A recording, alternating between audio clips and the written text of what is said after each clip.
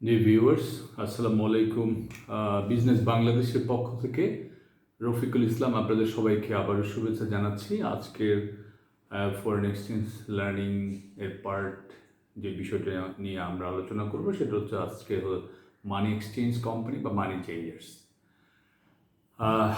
এটা আসলে খুব প্রচলিত একটা বিজনেস এবং facilities on the part of the central bank of government to facilitate the tourist and outgoing passengers and incoming tourist or incoming বা returning passengers. Money changer হচ্ছে যারা মানি এক্সচেঞ্জ করে ফরেন কারেন্সিতে বা ফরেন কারেন্সি এক্সচেঞ্জ করে local কারেন্সিতে। Bangladesh bank যেটা করে, যেটা বাংলাদেশ ব্যাংকের অথরাইজেশনটা মেইনলি থাকে অথরাইজ ডিলার ব্যাংক ব্রাঞ্চের কাছে। ফরেন এক্সচেঞ্জ বা মানি এক্সচেঞ্জ আমরা যেটাই বলি না কেন, সেটা কিন্তু দেওয়া হয়, অথরিটিটা দেওয়া হয়েছে মোস্টলি অথরাইজ ডিলার ব্যাংক ব্রাঞ্চের কাছে, এবং সেভাবেই কিন্তু বড় ভলিউমে ফরেন এক্সচেঞ্জ ট্রানজ্যাকশনটা কিন্তু ব্যাংকেই হচ্ছে। কিন্তু ছোটো ছোটো ট্রানজ্যাকশন করার জন্য বাংলাদেশ ব্যাংক বিভিন্ন জায়গায় ফ্যাসিলিটিগুলো দেওয়া হয়েছে ট্যুরিস্টদের বা ইন্ডিভিজুয়াল প্যাসেঞ্জারদের বা ছোটোখাটো ফরেন কারেন্সি এক্সচেঞ্জের জন্য। যেমন মনে করেন যে একটা ট্যুরিস্ট আসলো বাংলাদেশে, তার কাছে ফরেন কারেন্সি আছে, সে যেসব পয়েন্টসগুলোতে তাই সে ফরেন কারেন্সি কনভার্ট করতে হয় বা লোকাল কারেন্সিতে কনভার্ট করতে হয়, সে পয়েন্টসগুলো হচ্ছে ধরুন এয়ারপোর্ট হতে পারে, হোটেল হতে পারে, বা ওয়াকিং স্ট্রিটের পাশে কোনো ছোটোখাটো শপ হতে পারে। সেসব জায়গায় তারা তার ডেইলি নিডস মিট আপ করার জন্য কিন্তু তার কাছে থাকা ফরেন কারেন্সিগুলো সে সেল করতে পারে অথবা পারচেস করতে পারে।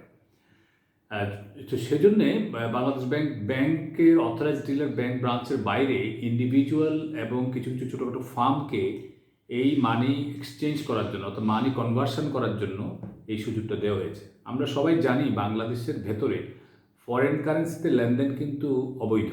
As per foreign exchange regulation act 1947 এটা কিন্তু অবৈধ করা হয়েছে। আপনি কোথাও যাবেন, ফরেন ট্যুরিস্ট হোক বা লোকাল রেসিডেন্টই হোক, আপনার কাছে ফরেন কারেন্সি আছে, কিন্তু ফরেন কারেন্সিতে আপনি বাস ভাড়া দিতে পারবেন না, ট্যাক্সি ভাড়া দিতে পারবেন না, হোটেল বিল দিতে পারবেন না, কোনো কিছু খরচ করতে পারবেন না ফরেন কারেন্সিতে। আপনাকে অবশ্যই লোকাল কারেন্সিতে সেটা করতে হবে।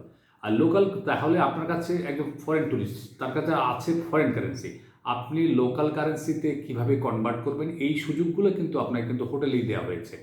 আপনার রাস্তার পাশে স্ট্রিটওয়েতে কিছু কিছু দোকানে আপনি সেই ফ্যাসিলিটিটা পাবেন, অথবা কোনো ইন্ডিভিজুয়ালকে সেই সুযোগটা সেন্ট্রাল ব্যাংক করে দিয়েছে। এটা শুধু বাংলাদেশে না, পৃথিবীর সব দেশেই কিন্তু এই সুযোগটা আছে লিমিটেড স্কেলে ফরেন কারেন্সি লেনদেনের জন্য। যারা এই কাজটা করে তাদেরকে আমরা মানি এক্সচেঞ্জ কোম্পানি বলি, অর্থাৎ ফরেন কারেন্সি এক্সচেঞ্জ কোম্পানি বলি, কেউ কেউ আমরা মানি চেঞ্জার বলি। তো বাংলাদেশের ক্ষেত্রেও তাই একই রকম। মানি এক্সচেঞ্জ কোম্পানি লাইসেন্স নিতে হয় বাংলাদেশ ব্যাংক থেকে, এটা 1 বছরের জন্য দেওয়া হয়।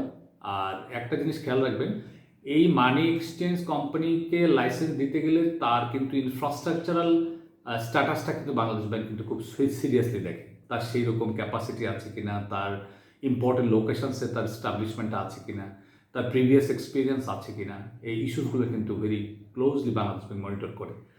আর আপনাকে শুধু মানি এক্সচেঞ্জ লাইসেন্স দিয়ে কিন্তু বাংলাদেশ ব্যাংক বসে থাকবে না। বাংলাদেশ ব্যাংক বলেছে যে আপনাকে কিন্তু বছরে একটা সার্টেন অ্যামাউন্ট পর্যন্ত, মিনিমাম সার্টেন অ্যামাউন্ট পর্যন্ত আপনাকে কিন্তু ট্রানজ্যাকশান করে দেখাতে হবে যে you are eligible to operate the licence for further 1 year।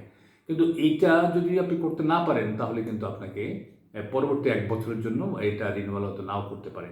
এবং সেই থ্রেশহোল্ড লিমিটটা হচ্ছে যে $5 লাখ, মিনিমাম আপনাকে $5 লাখ পর্যন্ত অ্যানুয়ালি করতে হবে ঢাকা চিটাগং সিটি কর্পোরেশনের ভিতরে। আর এই 2 সিটি কর্পোরেশনের বাইরে যদি ডিস্ট্রিক্ট পর্যায়ে বা অন্য কোথাও যদি আপনি মানি এক্সচেঞ্জ কোম্পানি স্টাবলিশ করেন, সেখানে আপনি $3.5 লাখ পর্যন্ত অ্যানুয়ালি কিন্তু আপনাকে কিন্তু এই আপনার ট্রানজ্যাকশন দেখাতে হবে। ইন দ্য মিন টাইম একটা সার্প্রাইজ ইস্যু হয়েছে, যেখানে এই থ্রেশহোল্ড লিমিটটাকে কিন্তু ফ্লেক্সিবিলিটি দিয়েছে সেন্ট্রাল ব্যাংক কোভিড-19 প্যান্ডেমিক উপলক্ষে। কারণ এখানে অনেক ট্যুরিস্ট এখন আসছে না, তাইলে মানি এক্সচেঞ্জ লাইসেন্সটা রিনিউয়াল করতে গেলে, বা অনেকেই ফরেন কারেন্সি নিয়ে দেশের বাইরে যাচ্ছে না, এই যে পৃথিবী লকডাউন হয়ে আছে, এই পরিস্থিতিতে এই থ্রেশহোল্ড লিমিটটা $5 লাখ অথবা $3.5 লাখ যে থ্রেশহোল্ড লিমিটটা, সেটা কিন্তু সেন্ট্রাল ব্যাংক ওয়েভ করে দিয়েছে ফর কোভিড প্যান্ডেমিক।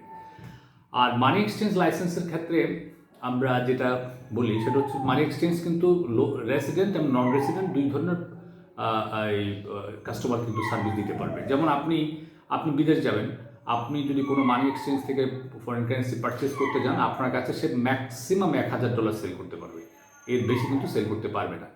আর আপনাকে যদি আপনি আউটগোয়িং যাত্রীদের কাছে আপনি সেল করতে পারবেন, কিন্তু ফরেন ট্যুরিস্টের কাছে কিন্তু আপনি সেল করতে পারবেন না। ফরেন ট্যুরিস্টের কাছে কিন্তু আপনাকে রিকনভার্সন ফ্যাসিলিটি দিতে পারবে, অর্থাৎ রিকনভার্ট তো ফরেন ট্যুরিস্টের কাছে কিছু লোকাল কারেন্সি রয়ে গেছে, সেটাকে আপনি ফরেন কারেন্সিতে কনভার্ট করতে পারবেন আপ টু $500 পর্যন্ত, এর উপর আপনি পারবেন না।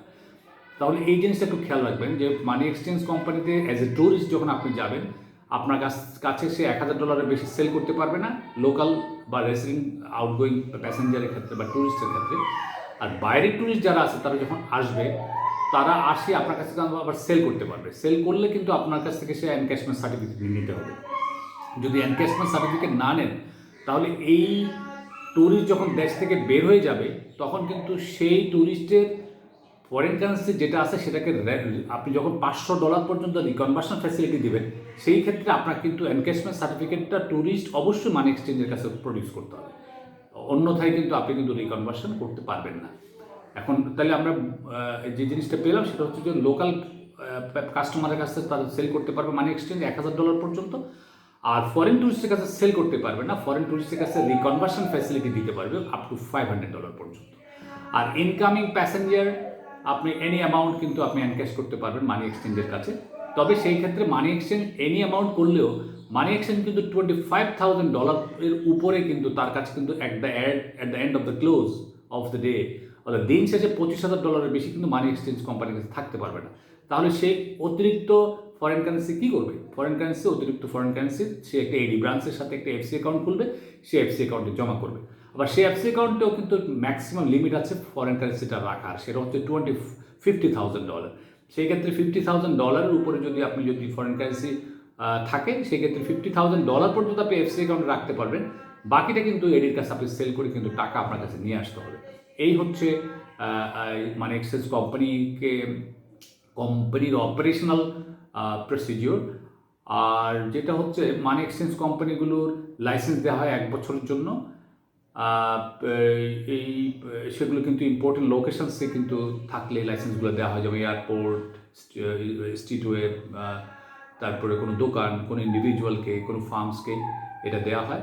তো মানি এক্সচেঞ্জ কোম্পানি যা কিছু করবে সেন্ট্রাল ব্যাংকের সাথে সরাসরি কোনো রিপোর্টিং বা কোনো ট্রানজ্যাকশন করতে পারবে না, সেটা সেন্ট্রাল ব্যাংকের কাছে যেতে হলে অথরাইজ ডিলার ব্রাঞ্চের মাধ্যমে যেতে হবে। অতএব অথরাইজ ডিলার ব্রাঞ্চ ব্যাংকের কিন্তু একটা স্পেশাল রেসপন্সিবিলিটি আছে two monitor the money exchange company. তো মানি এক্সচেঞ্জ কোম্পানি আশা করি আপনাদের মধ্যে যে একটা অ্যাম্বিগুইটি ছিল সেটা আশা করি আমার এই ভিডিও দেখার পরে কেটে যাবে। আর পরবর্তীতে মানি এক্সচেঞ্জ কোম্পানি নিয়ে যদি কোনো কিছু জানার ইচ্ছে থাকে তাহলে আমাকে ফোন করতে পারেন, অথবা আমাদের ওয়েবসাইট, আমাদের ইউটিউব চ্যানেল, আমাদের ফেসবুক পেজ আপনারা ভিজিট করতে পারেন, অথবা আমাকে ফোন করতে পারেন। আমার ফোন নাম্বার হচ্ছে 01742719 724। আশা করি বিজনেস বাংলাদেশের সাথেই থাকবেন। ভবিষ্যতে আপনাদেরকে আরও অন্য কোনো ফরেন এক্সচেঞ্জ রিলেটেড ইস্যুস নিয়ে হাজির হব। ততক্ষণ পর্যন্ত ভালো থাকবেন। ধন্যবাদ সবাইকে।